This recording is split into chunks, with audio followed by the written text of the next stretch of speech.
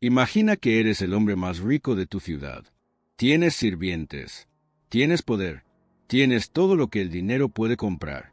Y aún así, no te atreves a caminar por la calle principal, porque todos te odian. ¿Qué hiciste? Su nombre en hebreo significa el puro, el inocente, el justo, pero en su ciudad, ese nombre era una ironía, una burla dicha en voz baja cada vez que pasaba, porque este hombre, llamado el puro, era considerado la persona más impura de toda la región. ¿Cómo alguien termina tan lejos de su propio nombre? Eso es lo que vamos a descubrir hoy. Y te advierto algo, la respuesta va a incomodar a mucha gente religiosa. Para entender a este hombre, primero tienes que entender su ciudad. Jericó, solo el nombre tiene peso. Fue la primera ciudad que Israel conquistó al entrar a la tierra prometida. Sin catapultas, sin ejércitos convencionales. Solo 7 sacerdotes, 7 trompetas y un grito. Y los muros cayeron. Pero hay algo que casi nadie menciona. Después de esa conquista, Josué pronunció una maldición. Josué 6:26. Maldito delante de Jehová el hombre que se levante y reedifique esta ciudad de Jericó. Una maldición sobre una ciudad entera. Y sin embargo, siglos después, ahí estaba Jericó, reconstruida, próspera, rica. ¿Cómo puede existir una ciudad bajo maldición que termina siendo una de las más ricas de toda la región? Porque Jericó tenía algo que el mundo entero quería: el bálsamo, una resina aromática extraída de árboles que solo crecían en el valle del Jordán, usada en medicina, en cosméticos, en perfumes. El historiador judío Flavio Josefo escribió sobre ella. Los romanos la valoraban tanto que cuando el general Pompeyo conquistó Palestina, las plantaciones de bálsamo de Jericó se convirtieron en propiedad del Estado romano. Propiedad del Estado. Además, Jericó estaba ubicada exactamente donde tenía que estar: el paso obligatorio entre Transjordania y Jerusalén. Todo peregrino que subía al templo pasaba por allí. Cada caravana, cada mercader, cada soldado, y alguien tenía que cobrar impuestos sobre todo eso. Ese alguien era nuestro hombre. Lucas 19:2 lo describe en 2 frases. Era jefe de los publicanos, y era rico. Jefe, no un simple recaudador de impuestos. La palabra griega es architelones. Archi, el que está encima. Telones, el recaudador. El jefe de todos los recaudadores. ¿Cómo funcionaba ese sistema? Roma no enviaba soldados a cobrar impuestos puerta por puerta. Era más eficiente que eso. Subastaban el derecho a cobrar. Alguien pagaba por adelantado la cuota al gobierno romano, y luego iba y cobraba esa cantidad, más todo lo que pudiera. La diferencia era su ganancia, y nadie te defendía si cobrabas de más. Zaqueo no era solo parte de ese sistema. Era el que lo controlaba en una de las zonas más lucrativas del país. Pero hay algo en su historia que nadie te ha contado. Algo que hace que todo esto sea mucho más oscuro. Los publicanos no solo eran odiados, eran borrados. En la ley religiosa judía del siglo I, un publicano perdía el derecho a testificar en un tribunal. Su palabra no valía legalmente nada. Era como si no existiera. No podía entrar a la sinagoga. La sinagoga no era solo un templo. Era el corazón de la vida comunitaria, donde se celebraban nacimientos, donde se lloraba a los muertos, donde se leía la Torá, donde pertenecías. Si un publicano te tocaba, necesitabas purificarte ritualmente. Si entraba a tu casa, la casa quedaba contaminada. Los fariseos, los líderes religiosos más respetados del pueblo, agrupaban a los publicanos junto con las prostitutas y los gentiles. Zaqueo el puro era considerado, oficialmente, lo más impuro que existía. Y aquí está el ángulo que nadie menciona. Zaqueo perdió su identidad judía. Ser judío en el siglo I no era solo una etnicidad. Era una relación con Dios. Era una historia. Era una promesa. Era ser hijo de Abraham. Y la comunidad religiosa, sin decretos formales, sin juicios públicos, simplemente lo había cortado de eso. Lo habían dejado sin nombre, sin pertenencia, sin pasado, y Zaqueo lo sabía. Entonces llega ese día. Jesús está pasando por Jericó. Y aquí hay algo que la mayoría salta. Justo antes de llegar a la ciudad, Jesús había sanado a un ciego a las afueras de Jericó. El hombre gritaba entre la multitud. Todos querían callarlo. Jesús lo llamó y lo sanó. El texto dice que todo el pueblo vio esto y dio alabanza a Dios. Todo el pueblo, incluyendo, muy probablemente, a Zaqueo. Y algo en ese momento encendió algo en él. Porque Lucas 19:3 usa una palabra muy específica para describir lo que hizo Zaqueo. Ceteo. No es tenía curiosidad. No es quería ver qué pasaba. Ceteo significa buscar activamente, con propósito, con deseo. Zaqueo buscaba a Jesús, y no podía verlo. La multitud lo bloqueaba, y él era pequeño de estatura. Piensa en esto un momento. Este hombre tenía poder sobre otros hombres. Tenía empleados, tenía dinero, tenía influencia, y no podía ver a Jesús porque la gente lo bloqueaba. La misma gente que dependía del sistema que él controlaba. La misma gente que cruzaba al otro lado de la calle cuando lo veía venir. ¿Qué hizo? Corrió. Un hombre adulto, un hombre rico, un hombre con posición. Corriendo. En la cultura del Medio Oriente del siglo I, eso era impensable. Un hombre de posición no corría en público. Correr decía algo sobre tu estatus. Era cosa de sirvientes, de niños jugando.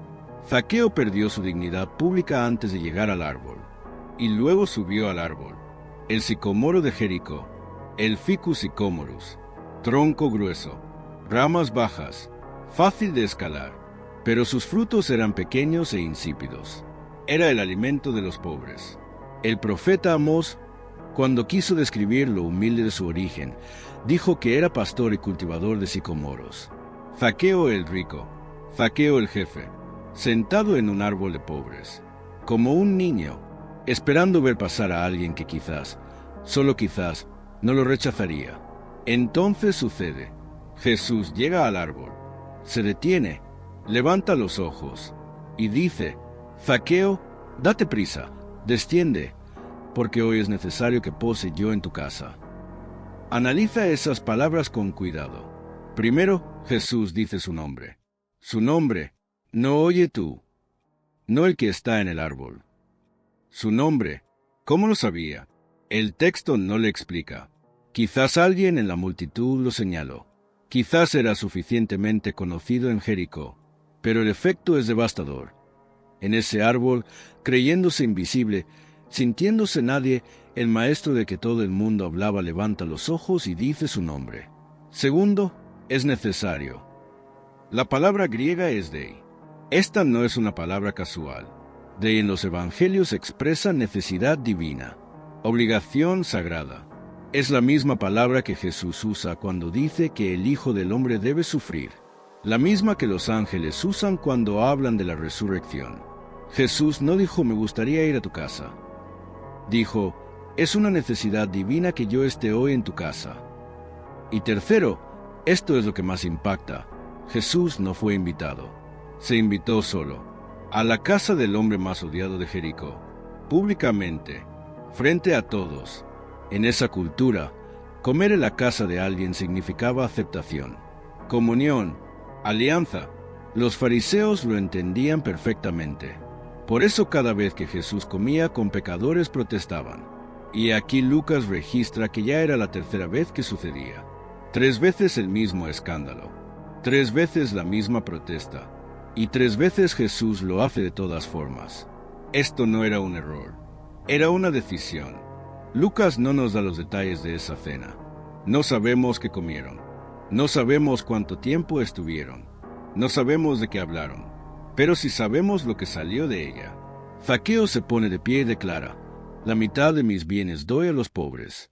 Y si en algo he defraudado a alguno, se lo devuelvo cuadruplicado.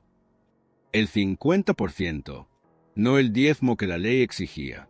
No el 10%. La mitad. Y la restitución cuádruple. En la ley de Moisés, el Éxodo 22:1 establece que esa era la restitución máxima, aplicada en los casos más graves de robo. Zaqueo la ofrece de manera voluntaria, sin que nadie le presentara cargos, sin ningún juicio, Y ahora viene la pregunta que lo cambia todo. ¿Qué ley le exigió esto a Zaqueo? ¿Qué maestro predicó ese mensaje? ¿Qué amenaza lo motivó? Ninguna, absolutamente ninguna.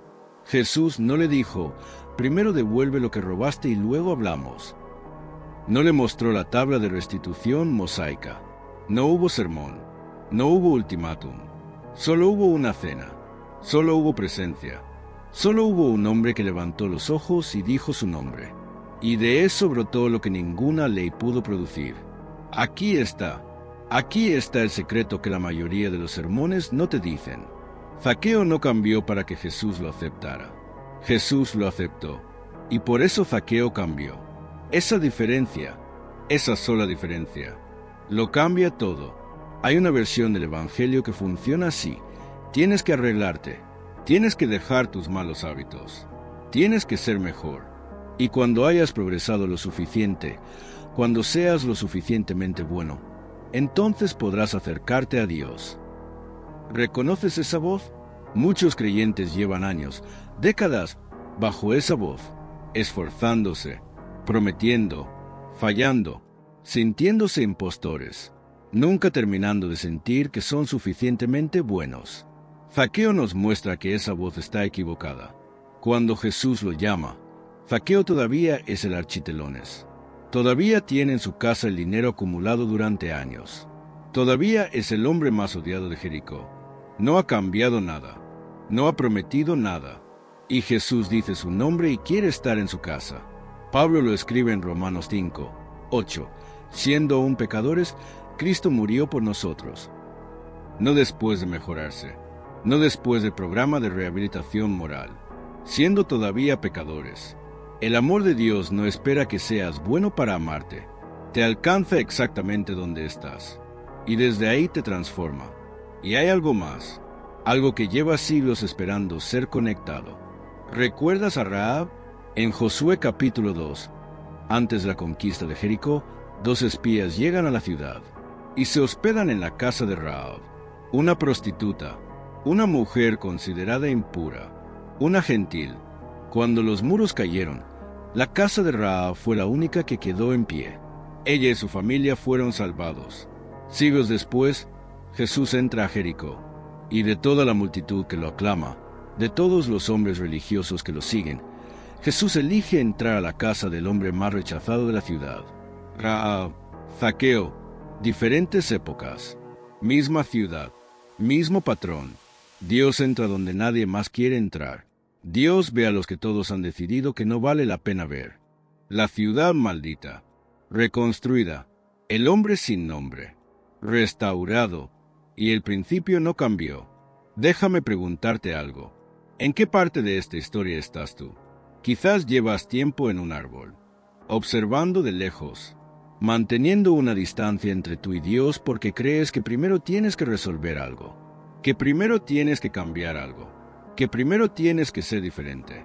Tu árbol puede ser una adicción que llevas años cargando solo.